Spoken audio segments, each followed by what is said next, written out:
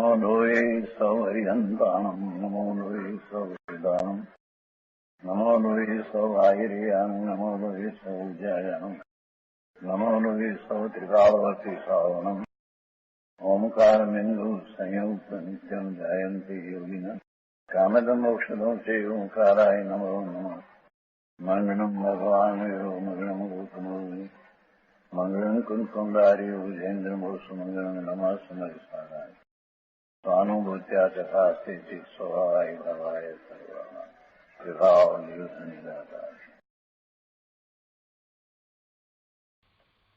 समयसार भगवान कुंकुंदाचार्य रचित समयसार तथा भगवान अमृतचंद्राचार्य रचित आत्मख्याति टीका कलश सहित एनो स्वाध्याय चाले छे।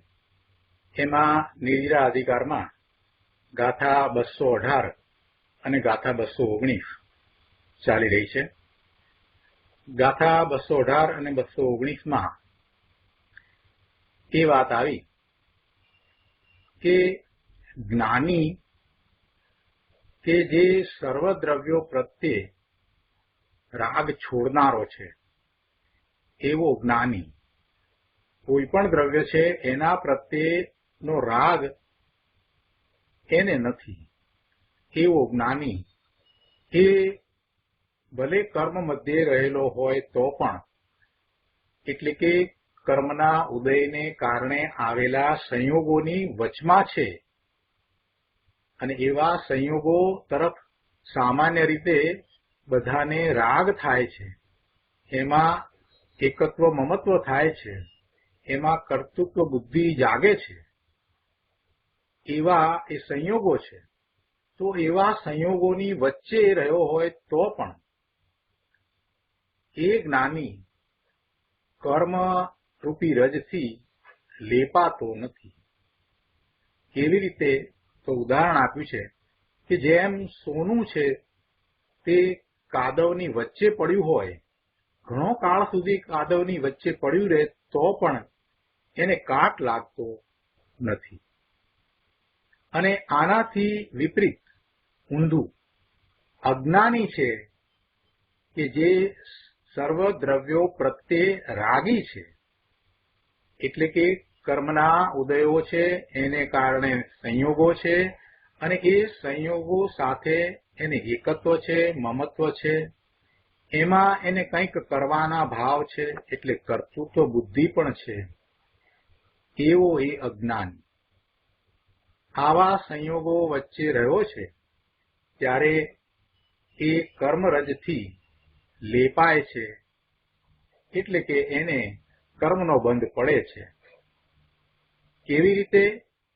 તો ઉદાહરણમાં એમ કહ્યું કે જેમ લોખંડ છે એ કાદવ વચ્ચે પડ્યું હોય તો એને કાટ લાગે છે, તેવી રીતે આ બંને ગાથાઓ સાથે છે, એની ટીકા અને ભાવાર્થ આપણે કર્યા છે।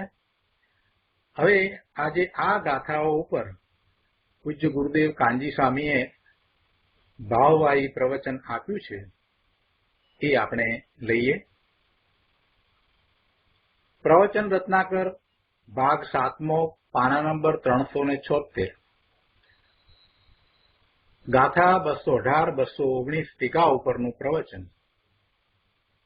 ગુરુદેવ કહે છે કે જુઓ શું કહ્યું કે જેમ ખરેખર યથા ખલુ એમ પાઠ છે ને, ખલુ એટલે ખરેખર, વાસ્તવમાં નિશ્ચયથી સુવર્ણ હજારો મણ કીચડની વચ્ચે પડ્યું હોય તો પણ તે કાદવથી લેપાતું નથી, અર્થાત તેને કાટ લાગતો નથી। શું સોનાને કાટ લાગે? ન લાગે। કેમ ન લાગે? કારણ કે તેનો સ્વભાવ જ અલિપ્ત રહેવાનો છે। અહીંયા આ નિર્જરા અધિકારની વાત ચાલે છે ને, એટલે આ દ્રષ્ટાંતથી અહીંયા સમજાવ્યું છે। જો નિર્જરા અધિકારની વાત ચાલે છે એમ કરીને જયારે ગુરુદેવે કહ્યું એટલે કોઈકે પ્રશ્ન કર્યો કે નિર્જરા તો તપથી થાય। શાસ્ત્રમાં તત્વાર્થ સૂત્રમાં તો તપથી નિર્જરા કહી છે, તપસા નિર્જરા ચ અને ઉપવાસ આદિ કરવા તે તપ છે, તો એ તપથી નિજરા છે કે નહીં? નિજરાની વાત નીકળી એટલે શાસ્ત્રનો આધાર આપી અને કહ્યું કે નિજરા તપથી થાય અને ઉપવાસ આદિ છે તપ છે, તો પછી એ વાત વિશે તમારું શું કહેવું છે? ગુરુદેવ કહે છે કે ભાઈ, એ તો બાહ્ય નિમિત્તથી કથન છે. બાકી નિર્જરા તો પોતાના શુદ્ધ ચૈતન્ય સ્વરૂપમાં લીન થતા, એમાં સ્થિરતા કરતા એટલે સ્થિત થતા થાય છે. આત્માના આનંદ રસમાં લીન રહેવું એ તપ છે. સાથે તપની વ્યાખ્યા પણ એ રીતે કરી કે આત્માના આનંદ રસમાં લીન રહેવું એ તપ છે. અને તે વડે નિર્જરા થાય છે. બે વાત સાથે સમજાવી દીધી એક જ વાક્યમાં. પહેલી વાત તો એ સમજાવી કે જે ઉપવાસ આદિ કરવા તે તપ છે અને તપથી નિજરા થાય છે, તો એમાં એમ કહ્યું કે એ બાહ્ય નિમિત્તથી કથન છે. અને બીજી વાત સાથે એમ લીધી કે નિજરા એ શુદ્ધ ચૈતન્ય સ્વરૂપમાં લીન થતા, એમાં સ્થિત થતા થાય છે. અને તપની વ્યાખ્યા કરતા કહ્યું કે આત્માના આનંદ રસમાં લીન રહેવું તે તપ છે અને તે વડે નિજરા છે. એટલે તત્વાર સૂત્રમાં તપસા નિજરા એમ જે કહ્યું છે એ વાત તો બરાબર જ છે. તપથી નિજરા થાય છે, પણ તપ કોને કહેવું? તપ એટલે શું? આત્માના આનંદ રસમાં લીન રહેવું તે તપ છે અને તે વડે નિજરા થાય છે. એટલે એ વખતે બાહ્યમાં ઉપવાસ આદિ શરીરમાં ખોરાક ન લેવાનો ભાવ હોય એટલો નિમિત્ત માત્ર છે. અને ખરેખર એ વખતે જો નિજરા થઈ રહી હોય તો પોતે પોતાના સ્વરૂપમાં લીનતા કરે છે, સ્થિરતા કરે છે. એટલે એને નિર્વિકલ્પ ધ્યાનમાં સંવરની દશા છે. અને આ વખતે પૂર્વના કર્મના સ્થિતિબંધ પૂરા થતા એની નિજરા થાય છે અને નવા કર્મ બંધાતા નથી, એમ એ સકામ નિજરા થાય છે. ગુરુદેવ અહીંયા સમજાવે છે કે જેમ સુવર્ણને કાટ લાગતો નથી, તેમ ભગવાન આત્માને તેના અનુભવની દ્રષ્ટિમાં રહેતા રાગનો કાટ લાગતો નથી, રાગરૂપી કાટ લાગતો નથી, અને તેથી તેને નિર્જરા થાય છે. ભગવાન આત્માને તેના અનુભવની દ્રષ્ટિમાં રહેતા, તેના અનુભવની દ્રષ્ટિમાં રહેવું એટલે નિર્વિકલ્પ ધ્યાનમાં પોતાના સ્વરૂપમાં રહેવામાં આવે તો એને નિર્જરા જ થાય છે. માત્ર નિર્જરા જ થાય છે. એ વખતે કોઈ કર્મનો બંધ થતો નથી. જ્ઞાનીની દ્રષ્ટિ સમ્યક થઈ છે એટલે એ નિર્વિકલ્પ ધ્યાનમાં નથી. તે કાળે પણ બહારમાં અસંખ્ય પ્રકારના સંયોગોની વચ્ચે ઊભો હોય તો પણ, અને એ વખતે ક્યારેક એવા સંયોગો તરફ એનું લક્ષ જતું હોય તો પણ એને અનંત અનુબંધ થાય એવા કર્મ બંધાતા નથી. કેમ કે એને અનંતાનુબંધી કશાયનો અભાવ થયો છે. એને રાગનો રાગ નથી. રાગ જ્ઞાનીને પણ જ્યાં સુધી પૂર્ણ દશા પ્રાપ્ત નથી થતી ત્યાં સુધી થાય છે, પણ એ રાગની રુચિ નથી, રાગનો રાગ નથી, ઈચ્છાની ઈચ્છા નથી. એટલે એ રાગને પોતાની નબળાઈ સમજીને એ શીઘ્ર છોડે છે. એ બધા શુભ ભાવ કે અશુભ ભાવ એને હેય બુદ્ધિએ છે. આગળ 377માં પાના ઉપર ગાથાને આગળ સમજાવતા ગુરુદેવ કહે છે કે અનુભવ થતા તેને બહારના રાગ અને રાગના ફળ રૂપ સંયોગ તરફનું લક્ષ છૂટી ગયું. અને એ જ્ઞાની થયો થકો કેવી રીતે વર્તે છે? તો કે જેમ કીચડમાં પડ્યું હોવા છતાં કંચન એટલે સોનું કાદવથી લિપ્ત થતું નથી, તેમ એ જ્ઞાની કર્મ મધ્યે હોવા છતાં કર્મથી લેપાતો નથી. આગળ કહે છે, તેવી રીતે ખરેખર જ્ઞાની કર્મ મધ્યે રહ્યો હોય તો પણ કર્મથી લેપાતો નથી, કારણ કે સર્વ પરદ્રવ્ય પ્રત્યે કરવામાં આવતો જે રાગ તેના ત્યાગરૂપ સ્વભાવપણું હોવાથી જ્ઞાની કર્મથી અલિપ્ત રહેવાના સ્વભાવવાળો છે. પરદ્રવ્ય પ્રત્યે કરવામાં આવતો જે રાગ એ રાગના ત્યાગરૂપ સ્વભાવ છે. રાગના ત્યાગરૂપ આત્માનો સ્વભાવ છે એ તો નિશ્ચયથી છે જ, એ તો દરેક જીવને છે, પરંતુ એને પર્યાયમાં જેણે પ્રગટ કર્યો છે એવો આ જ્ઞાની છે. એવા આ જ્ઞાનીને હવે સર્વ પરદ્રવ્ય પ્રત્યે રાગની રુચિ નથી, એટલે એ ગમે તેવા સંયોગોની મધ્યમાં હોય છતાં પણ એ કર્મરજથી લેપાતો નથી. સર્વ પરદ્રવ્ય પ્રત્યે કરવામાં આવતો જે રાગ તેના ત્યાગરૂપ સ્વભાવપણું હોવાથી જ્ઞાની કર્મથી અલિપ્ત રહેવાના સ્વભાવવાળો છે. જો આવો સ્વભાવ તો અંદરમાં પડ્યો છે, પણ એવા સ્વભાવે પરિણમવું એ જ એકમાત્ર જીવનમાં કર્તવ્ય છે. રાગના ત્યાગરૂપ સ્વભાવે પરિણમવું એ જ કરવા જેવું છે. એવો તો સ્વભાવ પડ્યો છે, એવો શુદ્ધ નિર્મળ સ્વભાવ પડ્યો છે કે જેમાં એને રાગ ન થાય, પણ એનું લક્ષ્ય ક્યાં એના તરફ જાય છે, એનું મહાત્મા ક્યાં એને આવે છે? હજી એને પોતાના નિજ શુદ્ધ આત્માનું મહાત્મા આવતું નથી. એ એમ માને છે કે તીર્થંકર ભગવાન, કેવડી ભગવાન, સિદ્ધ ભગવાનની ભક્તિ કરતા કરતા અને આ બાહ્યમાં ઉપવાસ આદિ કરતા કરતા મને ધર્મ થાય છે. પણ એ સમજતો નથી કે તીર્થંકર ભગવાન તીર્થંકર કઈ રીતે થયા, કેવડી ભગવાને કેવી રીતે કેવળ જ્ઞાન પ્રગટ કર્યું, એ વાતને તો એ સમજતો નથી. પુરુષાર્થની દિશા કઈ છે, એમણે કેવો પુરુષાર્થ કર્યો, એને તો એ સમજતો નથી. એટલે શુભ ભાવ પ્રત્યેનું જ એનું વલણ રહે છે. એટલે એનું લક્ષ્ય શુદ્ધ ભાવ તરફ જતું જ નથી. શુદ્ધ ભાવ પોતાનો નિજ સ્વરૂપ છે, એનો ભાવ છે. શુદ્ધ ભાવ પોતાના શુદ્ધ સ્વરૂપનો ભાવ છે. એવા શુદ્ધ સ્વરૂપથી ચલિત થઈને પરનું લક્ષ્ય કરતા જે ભાવ થાય એ રાગ ભાવ છે, એ કર્મબંધનું કારણ છે.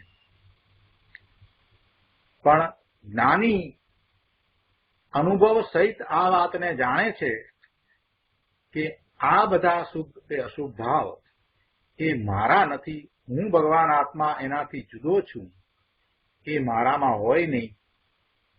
અને ક્યારેક એવા ભાવ આવે છે તો એ મારી નબળાઈ છે, એ મારો સ્વભાવ નથી. આ વાત જ્ઞાનીને સ્પષ્ટ છે અને અતિન્દ્રિય આનંદનું એને એક વખત વેદન થયું છે, એટલે એને તો પોતાના નિજ શુદ્ધ સ્વરૂપનું જ મહાત્મ્ય છે. એટલે એવા જ્ઞાનીની વાત કરતા અહીંયા કહે છે કે જ્ઞાની કર્મ મધ્યે રહ્યો હોય તો પણ, એટલે શું કે ધર્મી ઇન્દ્રના સુખના ભોગમાં હો કે ચક્રવર્તીના અપાર વૈભવમાં હો કે પછી અસંખ્ય પ્રકારની શુભ રાગની ક્રિયાની મધ્યમાં હો, તો પણ તે કર્મથી લેપાતો નથી. જ્ઞાની કર્મની મધ્યમાં રહ્યો હોય તો પણ, અહીંયા કર્મની મધ્યમાં કહેતા એક અપેક્ષા એમ કહેવાય કે એ બધા કાર્યોની વચ્ચે રહ્યો હોય તો પણ, અને પછી કર્મથી લેપાતો નથી એમ કહીએ ત્યાં કર્મરજથી લેપાતો નથી એમ સમજવાનું છે. કારણ કે તે કર્મથી અલિપ્ત રહેવાના સ્વભાવવાળો છે. કર્મ એટલે કાર્યો, ક્રિયાઓ અને એના લક્ષ્ય થતા ભાવો, એ બધાથી એ અલિપ્ત રહેવાના સ્વભાવવાળો છે. એવો સ્વભાવ એને પ્રગટ છે.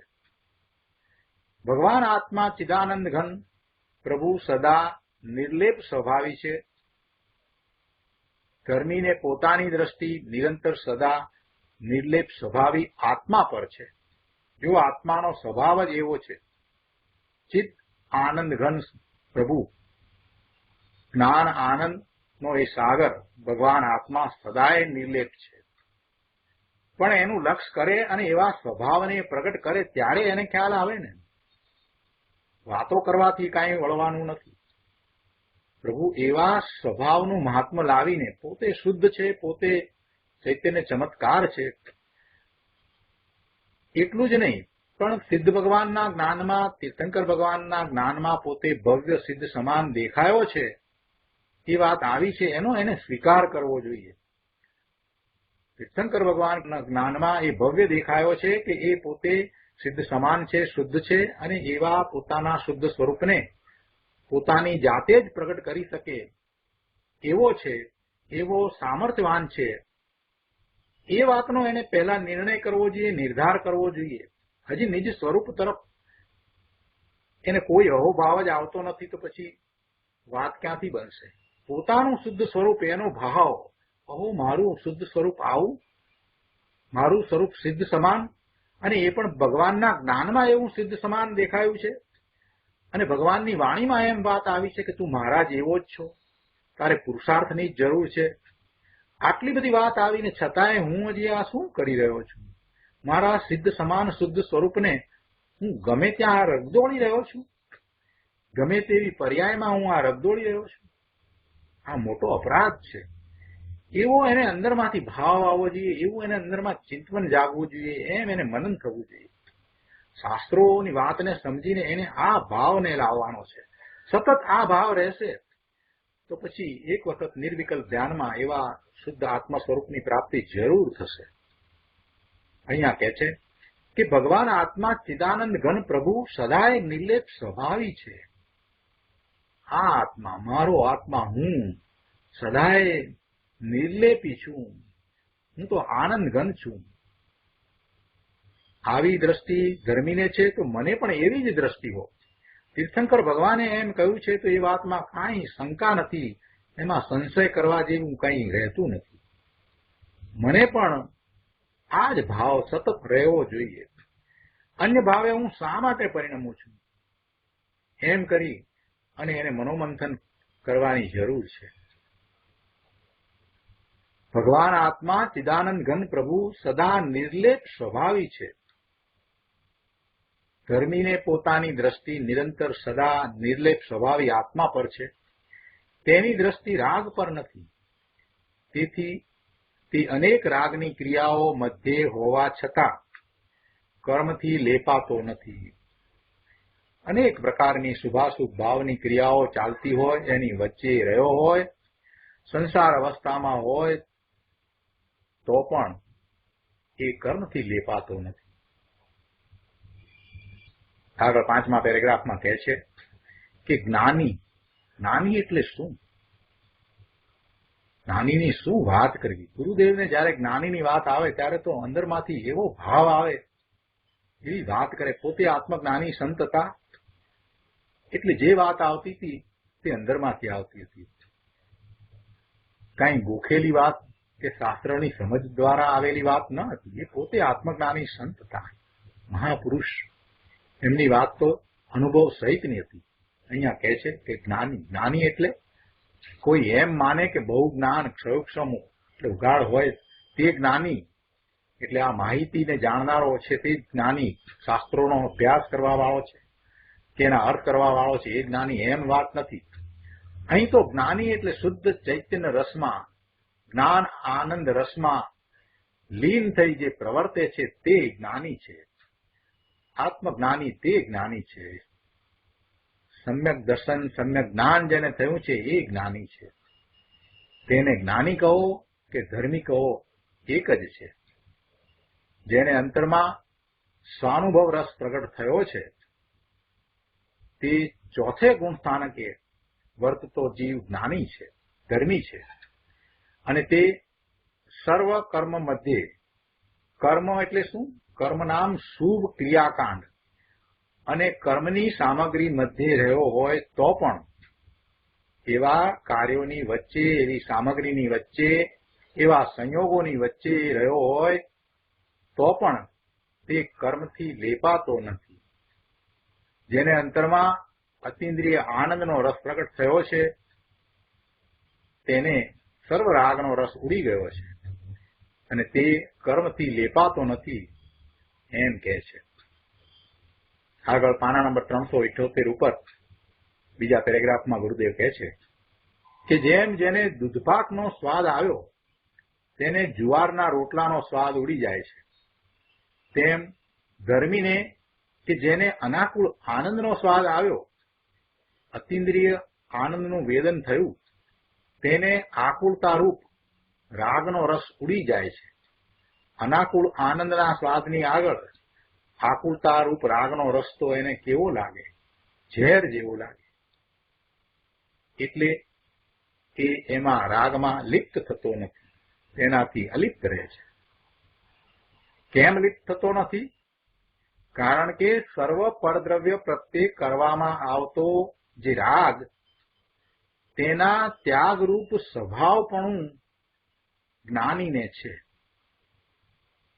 સર્વ પરદ્રવ્ય પ્રત્યે કરવામાં આવતો જે રાગ, તેના ત્યાગરૂપ સ્વભાવપણું જ્ઞાનીને છે.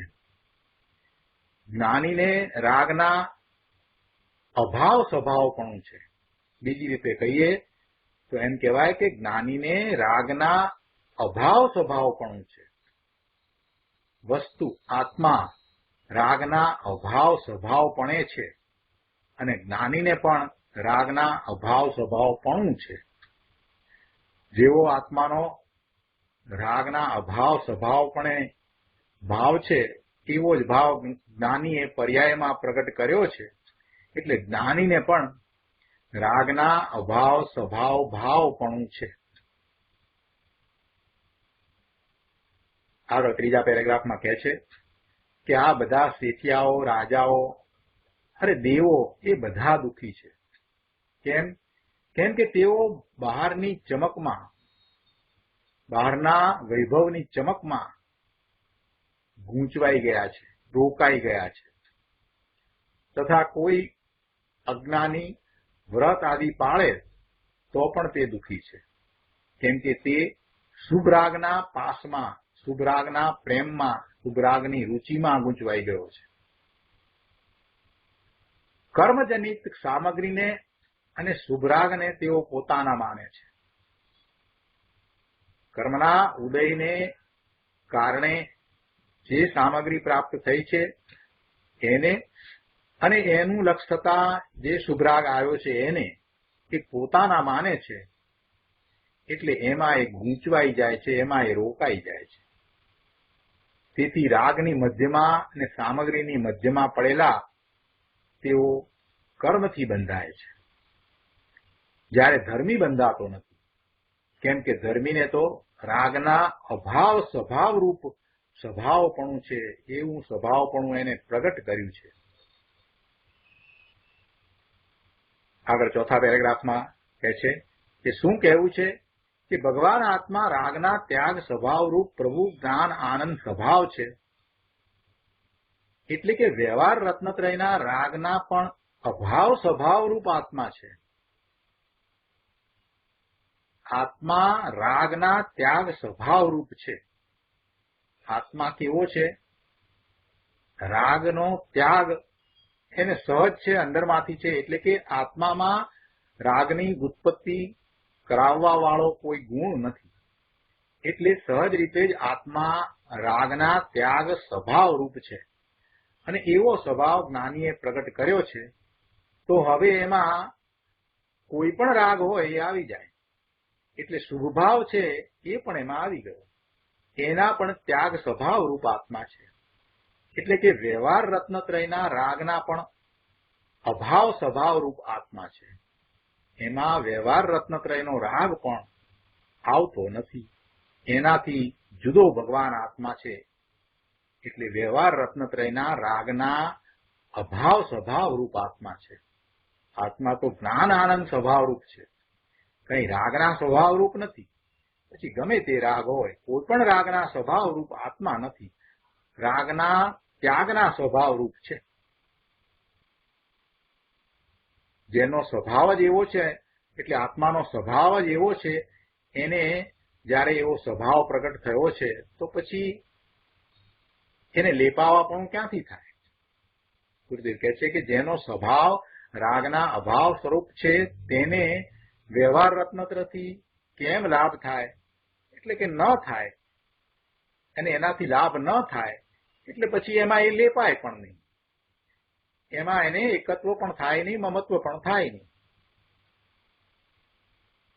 જો આ વાત તને સમજાય છે તો ભગવાન તું શું કરે છે, તું શા માટે આવા વ્યવહાર રત્નત્રયથી ધર્મ માને છે, એનાથી લાભ માને છે, એવી ઊંધી માન્યતાથી તું શું પ્રાપ્ત કરવા માંગે છે? એવી માન્યતાને છોડને.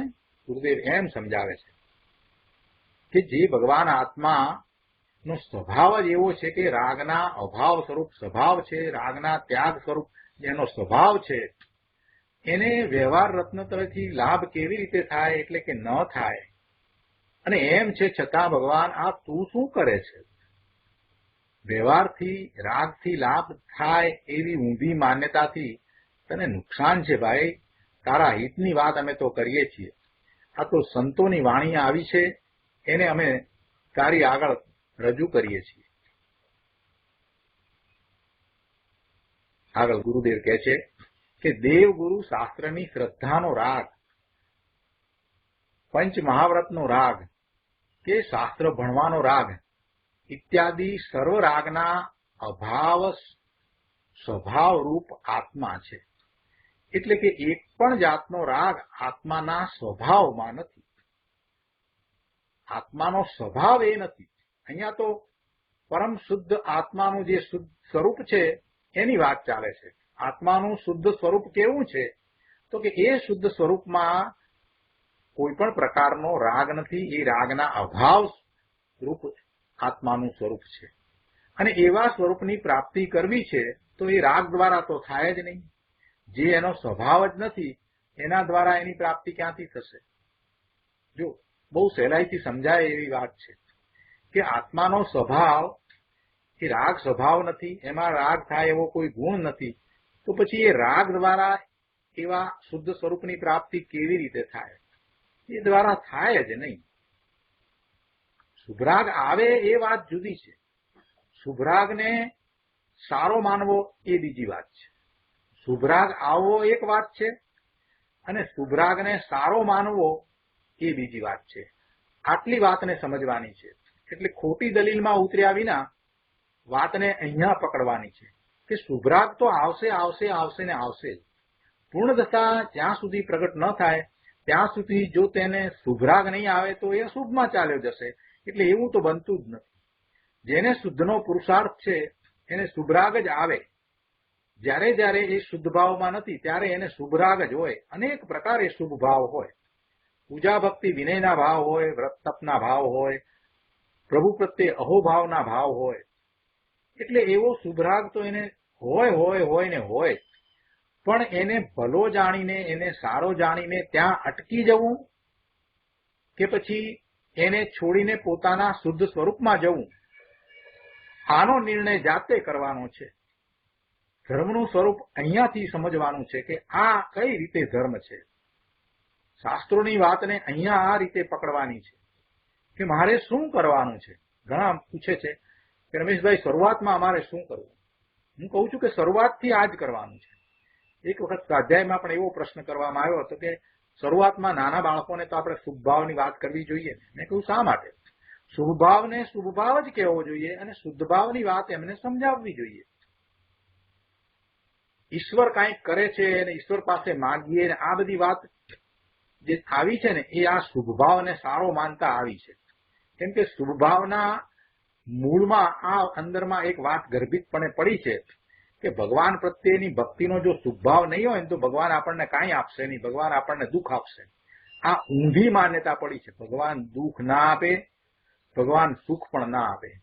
ભગવાન પોતે ભગવાન થઈ ગયા છે અને એમણે તો આપણને પ્રેરણા આપી છે, આપણને તો સાચો માર્ગ દર્શાવ્યો છે અને એ પણ પોતે અનુભવ સહિત નો માર્ગ આપણને સ્પષ્ટ કરી દીધો છે. નાનકડી એક વસ્તુ શીખવા જઈએ ને કોઈ પાસે તો એના ઘણા બધા ચાર્જીસ હોય છે. જાત જાતના ચાર્જીસ હોય. કોઈ મફતમાં કંઈ શીખવાડતું નથી. અહીંયા તો તીર્થંકર ભગવાન, કેવડી ભગવાને તો આપણને મફતમાં આખો માર્ગ સમજાવી દીધો, જણાવી દીધો, આપી દીધો અને સાથે હૈયાધારણ પણ આપી કે જો તું પુરુષાર્થ કરીશ તો મારી જેમ તું પણ કેવળ જ્ઞાન પ્રગટ કરી શકે એવો સામર્થ્યવાળો જીવ છો, એટલે તું એ કરી શકીશ. હવે એથી વિશેષ શું જોઈએ? છતાંય આ જીવ ગમે ત્યાં ફાંફા મારે છે. એટલે જ્યારે જ્યારે અહીંયા શુભ ભાવની વાત કરવામાં આવી હોય તો એ શુદ્ધ ભાવની મુખ્યતાથી કરવામાં આવી છે. શુભ ભાવને છોડીને અશુભમાં જવાની વાત છે એમ નથી. એટલે ખોટી દલીલ કરવી નહીં, ખોટી દલીલ કરી અને પોતાનો સમય બગાડવો નહીં, કેમ કે આ સમય બહુ કિંમતી છે, અમૂલ્ય છે. એક એક સમય જાય છે અને મૃત્યુની નજીક આપણે જઈ રહ્યા છીએ. આપણો સમય વેડફાઈ રહ્યો છે. શુદ્ધ ભાવનું મહાત્મા આણવું, પોતાના નિજ સ્વરૂપનું મહાત્મા આણવું, અને એમાં જવા માટે ગુરુદેવ સમજાવે છે કે ભાઈ જો દેવ ગુરુ શાસ્ત્રની શ્રદ્ધાનો રાગ એ હોય ન હોય એની વાત નથી, એ આવે એવું જ હોય. જે શુદ્ધ ભાવનો પુરુષાર્થ કરતો હોય એને દેવ ગુરુ શાસ્ત્રની બરાબર યથાર્થ શ્રદ્ધા હોય ને હોય જ, ન હોય એની વાત નથી, હોય જ. એને પંચ મહાવ્રતનો પણ રાગ હોય ને હોય જ, અને શાસ્ત્ર ભણવાનો પણ એને રાગ હોય જ, એની રુચિ હોય જ. પણ એ બધા ભાવને પોતાના શુદ્ધ આત્મ સ્વરૂપથી જુદા માનવા, પોતાનું શુદ્ધ આત્મ સ્વરૂપ છે એને આદરણીય માનવું અને એ બધા ભાવને છોડવા લાયક માનવા. આવા ભાવ ન હોય એની વાત નથી. પોતે પોતાના આત્મામાં નથી, નિર્વિકલ્પ ધ્યાનમાં પોતાના સ્વરૂપમાં નથી, ત્યારે એને આવા ભાવ જ આવવા જોઈએ, આવવા જ જોઈએ. જો આવતા નથી તો સમજવું, આવતા નથી તો એમ સમજવું કે એને ક્યાંક ખામી છે. એ સાચા અર્થમાં તીર્થંકર ભગવાનના, કેવળી ભગવાનના સ્વરૂપને સમજ્યો જ નથી. પ્રવચન સારની ગાથામાં વાત આવી ને 80ની ગાથામાં કે તીર્થંકર ભગવાનના દ્રવ્ય ગુણ પર્યાયને પોતાનામાં સ્થાપીને, એટલે કે એને એ રીતે સમજીને તીર્થંકર ભગવાનનો ભાવ કેવો છે, એમનું દ્રવ્ય કેવું છે, તો કે એમનું દ્રવ્ય ત્રિકાળ શુદ્ધ છે, એ એમણે પ્રાપ્ત કર્યું છે. એમનો ભાવ પણ એવો જ છે, શુદ્ધ ભાવ છે, અને પર્યાય પણ નિર્મળ થઈ રહી છે. તો એને પોતાના અંતરમાં સ્થાપીને, એટલે શું સ્થાપવાનું છે, તો કે એવો જ મારો પણ ભાવ છે, એવું જ મારું દ્રવ્ય છે, અને એવી જ મારી શુદ્ધ નિર્મળ પર્યાય થઈ શકે છે. ક્યારે થઈ શકે? કે હું મારા સ્વરૂપ તરફ ઢળું, હું ધ્રુવ તરફ ઢળી અને એનો અનુભવ કરું, મારા જ્ઞાન દર્શનના ઉપયોગને મારા નિજ સ્વરૂપ તરફ ઢાળીને એનો અનુભવ કરું, ત્યારે એવી જ નિર્મળ પર્યાય થાય. એ પ્રકારે ધર્મ છે, એ પ્રકારે સમ્યક દર્શનની પ્રાપ્તિ છે.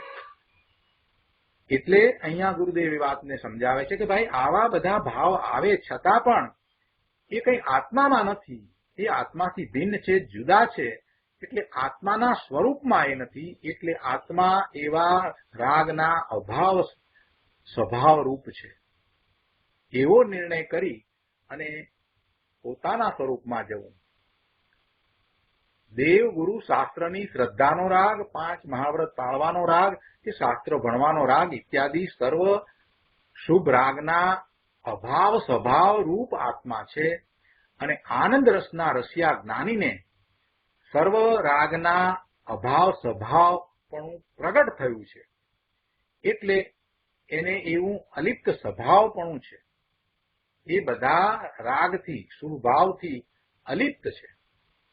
ગુરુદેવ કહે છે અહીંયા 379માં પાના ઉપર કે જુઓને શું કહે છે કે સર્વ પરદ્રવ્ય પ્રત્યે કરવામાં આવતો જે રાગ તેના ત્યાગરૂપ સ્વભાવ વાળો હોવાથી જ્ઞાની કર્મથી લેપાતો નથી, બંધાતો નથી.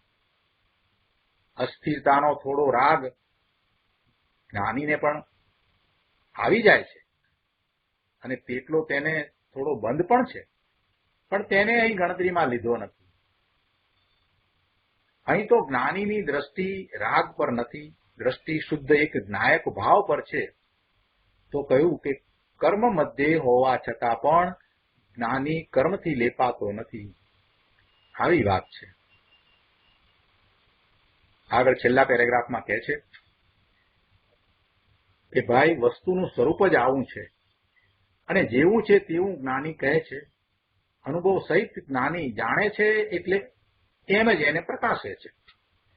બહારની ચીજ પૈસા આદિ તો જડની છે અને અંદરમાં ભોગવવાનો રાગ આવે છે તે વિકાર છે.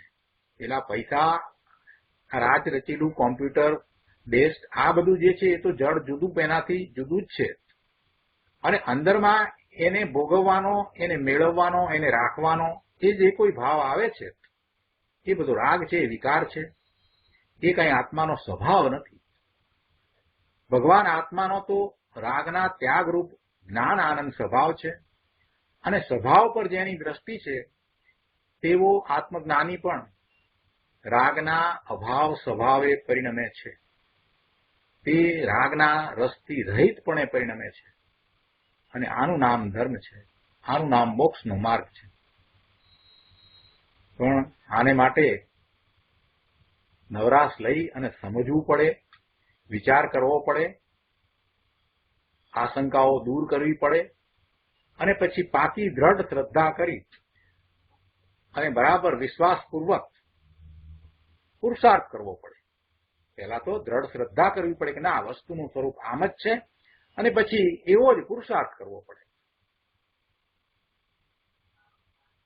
આવી વાત કરી એટલે કોઈકે કહ્યું પણ કે નિવૃત્તિ લેવી હોય તો પૂરતા પૈસા બધું હોય તો નિવૃત્તિ લઈએ ને. 380 પાના ઉપર એ પ્રશ્ન કર્યો કે પણ પૈસા હોય તો નિવૃત્તિ લઈ શકાય ને. નિવૃત્તિ પૈસા હોય તો નિવૃત્તિ થાય એમ નહીં, પણ પૈસા મારી ચીજ નથી એમ પૈસા પ્રત્યેના રાગથી નિવૃત્તિ થતા નિવૃત્તિ થાય છે. નિવૃત્તિ કાંઈ પૈસાના હોવાથી કે પૈસાના જવાથી કાંઈ નિવૃત્તિ થતી નથી. આ બધું છોડીને બહાર નીકળીએ એટલે કાંઈ નિવૃત્ત થઈ જઈએ એમ પણ નથી, અને બધું આવી જાય એટલે બધું બરાબર છે એટલે હવે વાંધો નથી એટલે નિવૃત્ત થઈ શકીએ એમ પણ નથી. નિવૃત્તિની રીત ગુરુદેવે સમજાવી કે જો પૈસા હોય તો નિવૃત્તિ થાય એમ નહીં, પણ પૈસા મારી ચીજ નથી એમ પૈસા પ્રત્યેનો જે રાગ છે એ રાગથી નિવૃત્ત થવાનું છે. આ એક પણ ચીજ મને જે મારી સમીપમાં આવી છે અને મારી લાગે છે એ મારી નથી, કોઈ પણ ચીજ મારી નથી એમ એના પ્રત્યેનો રાગ છે એનાથી નિવૃત્ત થવાનું છે. એના પ્રત્યેનો રાગ, એ રાગ છોડવાનો છે. રાગ છોડ્યો છૂટશે નહીં. રાગ એમ છોડી શકાતો નથી. તમે ક્યાંક બીજી જગ્યાએ રોકાઓ તો એ સહજ રીતે છૂટે.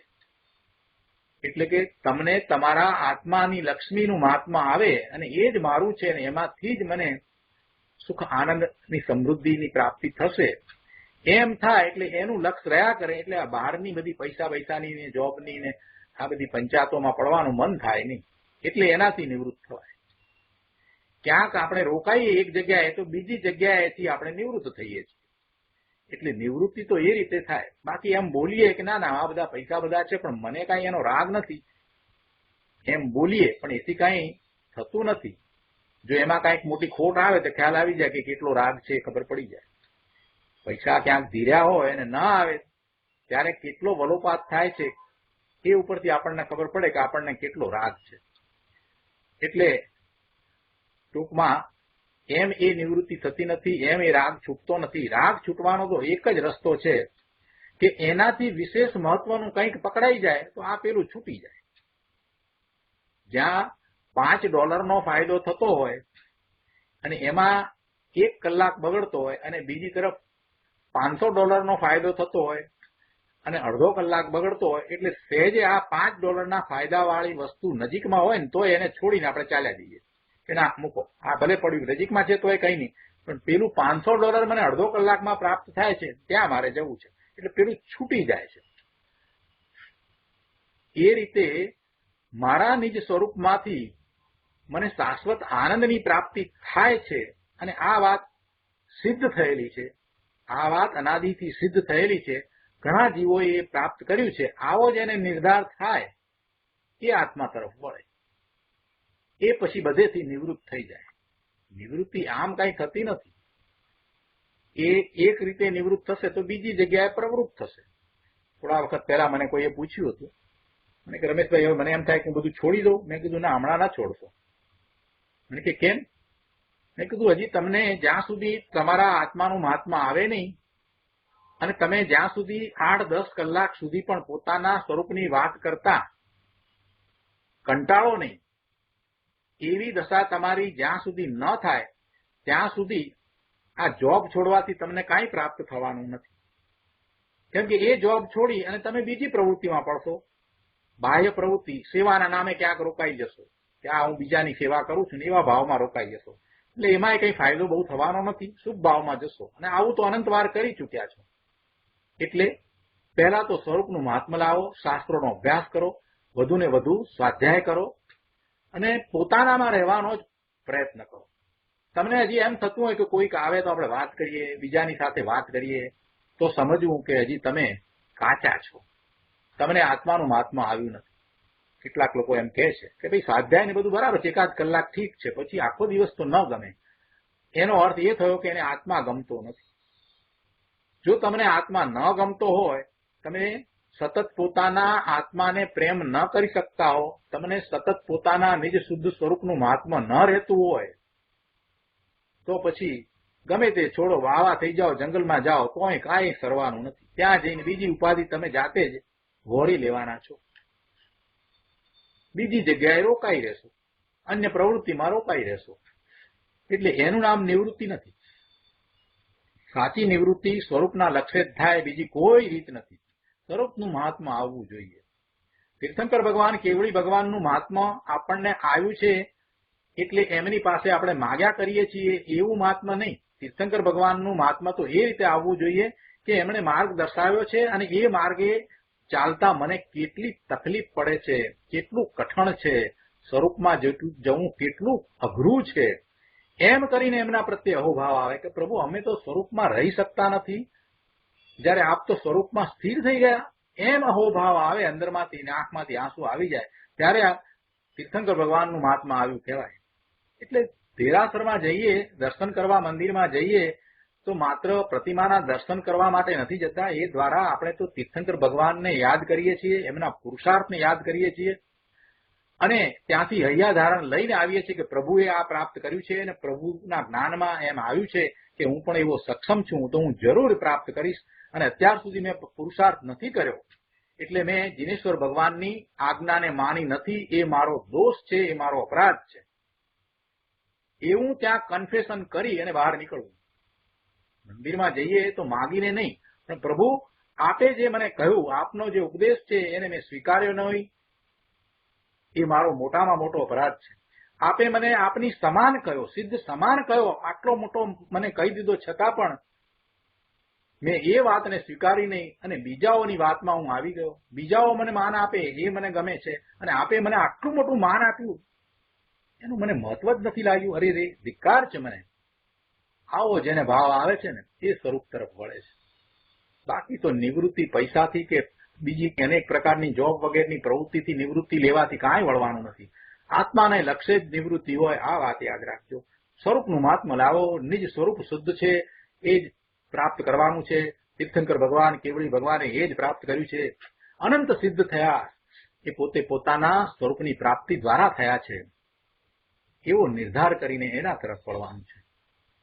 ગુરુદેવ અહીંયા કહે છે કે અહીં તો આ સિદ્ધાંત છે કે પરદ્રવ્ય પ્રત્યે કરવામાં આવતો જે રાગ, તેના ત્યાગરૂપ સ્વભાવપણું હોવાથી જ્ઞાની રાગને ગ્રહણ કરતો નથી, પણ રાગને પોતાના જ્ઞાનમાં રહીને પર જ્ઞેય તરીકે જાણે છે. રાગ આવે પણ એને પોતાથી જુદો પર જ્ઞેય તરીકે જાણે છે. જ્ઞાની જે રાગ આવે છે તે રાગમાં જઈને બેસીને રાગનું જ્ઞાન કરતો નથી. રાગ આવે એટલે રાગમાં એકત્વ કરીને એનું જ્ઞાન કરતો નથી, પણ પોતાનામાં રહીને, પોતાની અંદર જ રહીને રાગને અડ્યા વિના, રાગમાં લુપ્ત થયા વિના રાગને જાણે છે, એનું જ્ઞાન કરે છે. આગળ કહે છે, જુઓ ને, કહે છે સર્વ પરદ્રવ્યો પ્રત્યે કરવામાં આવતો જે રાગ, આમાં સર્વ પરદ્રવ્ય શબ્દો પર વજન છે. સર્વ પરદ્રવ્ય એ શબ્દો છે ને એમાં એના ઉપર વજન છે. ગુરુદેવ કહે છે કે એમાં સર્વમાં શું આવે? પરદ્રવ્ય. સર્વ પરદ્રવ્યમાં શું શું આવે? તો કે એમાં અરહંત સિદ્ધ આદિ પરદ્રવ્ય પણ આવી ગયા. ભાઈ, જ્ઞાનીને અરહંત આદિ પ્રત્યે થતા રાગના ત્યાગરૂપ સ્વભાવપણું છે. એવું સ્વભાવપણું તો સર્વજીવને છે. જીવ માત્રનો એવો સ્વભાવ નિશ્ચયથી દ્રવ્ય અપેક્ષાએ તો છે, પણ જ્ઞાનીને એવું રાગના ત્યાગરૂપ સ્વભાવપણું પ્રગટ છે. અને એમાં સર્વદ્રવ્ય કયા, સર્વ પરદ્રવ્ય કયા? પોતાના આત્મા સિવાયના બીજા બધા દ્રવ્યો એ પરદ્રવ્ય. એના પ્રત્યેનો રાગ છે, એ રાગ પણ એના સ્વભાવમાં નથી. વ્યવહાર રત્નત્રયના રાગના ત્યાગરૂપ સ્વભાવપણું જ્ઞાનીને છે એમ કે છે. અર્થાત વ્યવહાર રત્નત્રય મારા કર્તવ્ય છે એમ જ્ઞાની માનતો નથી. શુભ ભાવ મારું કાર્ય છે એમ જ્ઞાની માનતો નથી. શુભ ભાવ તો આવે છે, એ મારું કર્તવ્ય નથી. અજ્ઞાની એમ માને છે કે વ્યવહારથી નિશ્ચય થાય છે. અજ્ઞાની એમ માને છે કે શુભ ભાવ દ્વારા ધર્મની પ્રાપ્તિ થાય છે. શુભ ભાવ કરતા કરતા શુદ્ધમાં જવાય છે એમ અજ્ઞાની માને છે, જ્ઞાની માનતો નથી. અને એ કાંઈ વિતરાગનો માર્ગ પણ નથી કે વ્યવહારથી નિશ્ચય થાય. વિતરાગની આજ્ઞામાં એવો માર્ગ નથી આવ્યો. વ્યવહાર રત્નત્રય મારા કાર્ય છે અને વ્યવહારથી નિશ્ચય થાય એ કાંઈ વિતરાગનો માર્ગ નથી. વિતરાગનો માર્ગ તો વ્યવહારથી રાગથી નહીં પણ વિતરાગતાથી શરૂ થાય છે. અને વિતરાગતા તો સ્વરૂપનું લક્ષ્ય કરતા, એનો આશ્રય કરતા પ્રગટ થાય છે. આવી વાત થઈ એટલે કોઈકે કહ્યું આ તો વ્યવહારનો લોપ થઈ જાય છે. ગુરુદેવ કહે છે કે અરે પ્રભુ, તું સાંભળતો ખરો. નાથ, વ્યવહાર તો જ્યાં જે ગુણસ્થાને જેવો છે તેવો છે, એનો કાંઈ લોપ થતો નથી. એવો વ્યવહાર હોય જ છે. અને એ વ્યવહારને માત્ર વ્યવહાર તરીકે જાણવો, એને આદરણીય નહીં માનવો, એને આશ્રય કરવા લાયક નહીં માનવો, આ વાત અમે તો સમજાવી રહ્યા છીએ. ગુરુદેવ કહે છે કે ભાઈ, જે ગુણસ્થાને જેવો છે તેવો વ્યવહાર તો હોય જ છે, પણ એનાથી અંતરમાં કઈ ધર્મ કે વિતરાગતા રૂપ ધર્મ પ્રગટ થતો નથી. જ્ઞાની તો સ્વભાવ સન્મુખ થઈને રાગના અભાવ સ્વભાવે એક જ્ઞાયક ભાવપણે પરિણમ્યો છે, અને એટલે જ એ કર્મથી લેપાતો નથી. અને એવો જ્ઞાની હવે એ રાગની રચના કેમ કરે? એને શુભભાવમાં રુચિ કેમ થાય? રાગની રચના કરે એ તો નપુસંક છે. શુભ રાગની રચના કરે એ નપુસંક છે. કેમ કે જેમ નપુસંકને પ્રજા હોતી નથી, તેમ શુભ રાગની રચનામાં રહેલાને ધર્મની પ્રજા થતી નથી. કેટલું સરસ ઉદાહરણ આપીને સમજાવ્યું છે. શુભ રાગની રચનામાં રહેલાને ધર્મની પ્રજા હોતી નથી.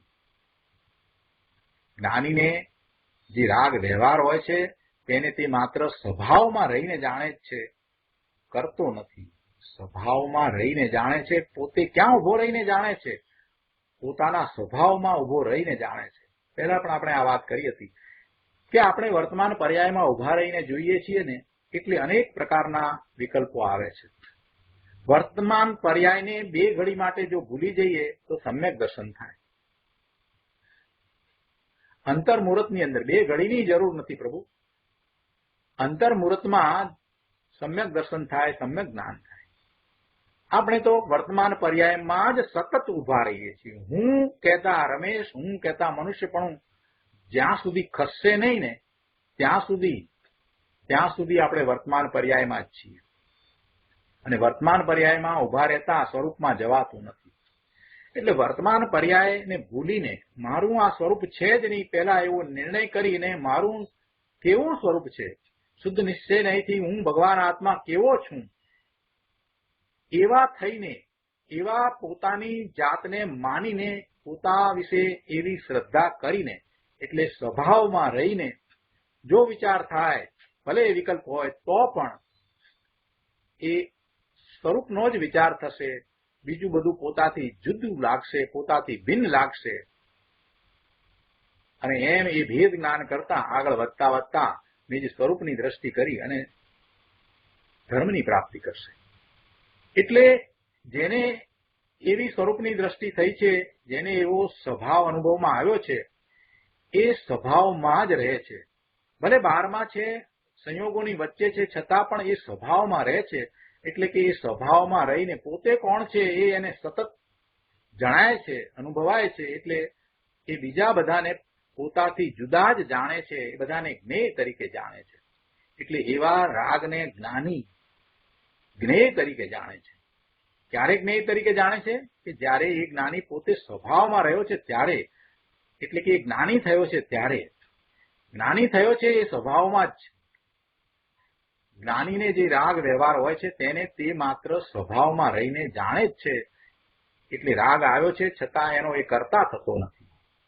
આ રીતે જ્ઞાનીને અકર્તા ભાવ હોય છે. ગુરુદેવ ઉપદેશ આપતા અહીંયા 381 પાના ઉપર બહુ સરસ વાત કરે છે, બહુ ભાવવાળી વાત છે. કહે છે ત્રીજા પેરેગ્રાફમાં કે અરે રે, આવું મનુષ્યપણું મળ્યું અને જો તત્વની સમજણ કરીને સમ્યક દર્શન પ્રગટ ન કર્યું તો અવતાર ઢોર જેવો છે, પશુ જેવો અવતાર છે. ભાઈ, પશુને તો બિચારાને એ દશા એવી થઈ છે, પણ આપણને તો આવું મનુષ્યપણું મળ્યું અને આપણે તત્વની સમજણ કરી અને સમ્યક દર્શન પ્રગટ કરવાનું હોય ને આપણે ન કરીએ તો આપણામાં ને પશુમાં ફેર શું? ગુરુદેવ કહે છે કે ભાઈ, પાપની મજૂરી કરી કરીને એને મરવાનું છે. પછી ભલે 5-10 કરોડની સંપત્તિ એકઠી થઈ હોય, પણ એથી શું? અજ્ઞાનીને 5-10 કરોડ થઈ જાય એટલે જોઈ લો, જાણે કે હું પોળો ને શેરી સાંકડી, બસ જાણે મારા જેવું કોઈ છે જ નહીં. અભિમાનમાં એ આવી જાય, એને એમ થઈ જાય. પણ અરે ભગવાન, આ શું થયું છે તને બાપુ? એ બહારની સંપત્તિ ક્યાં તારી છે, ક્યાં તારામાં છે? તું ક્યાં એને સ્પર્શી શકે છે?